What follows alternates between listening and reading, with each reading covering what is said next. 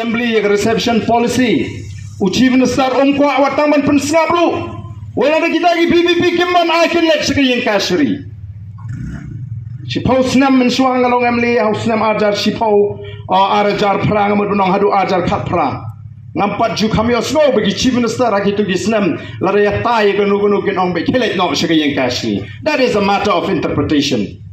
Dari menta tang hakani sisnem padon ngalayos ngo laisin ya ka jing jubab jung chief minister. Oh, that is a matter of interpretation. Habang ipawai mengi po ying assembly balin pa ini siapa ke ying kasri. Amne po kasri bantau ki program ki policy ki an. Dan maku ki patba ni Donkam banyo ki beri ki bas ngotu. Habang aris menagani haga assembly session product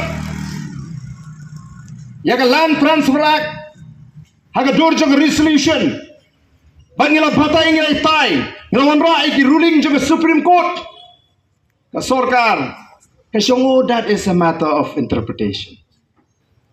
Balai ki kwa banum shim mi ka jingkit kli ki kwa bangingin let siya kayeng kasrin rekom ki nangalam niwat bagi wei kelinti balada hapo assembly pintre ngilek show pajba baru pajba umi renti ka sorkar ka haban pendem ki haban tahu ya tak expert committee ban review ya reservation policy kani kampat kut kan bangyat ngindang pek ngindang kmi namar ka jingkwa ka jingi ngila kren shai bagani ka reservation policy kanok shiliang kadei panlong katkum ka jingdon pai hapringu khasi baru garu ngitip syai bangi bon syak bon pat bon syak mangi to kumno bha markat jo kata ka bam la lo den mak ko ki pat ba ngile pon bat Ngi La Jop Shiteng Lynti ngindang Donkam ban Buddien menta kami ringkat sakani ka jingweng ya kita ki official napo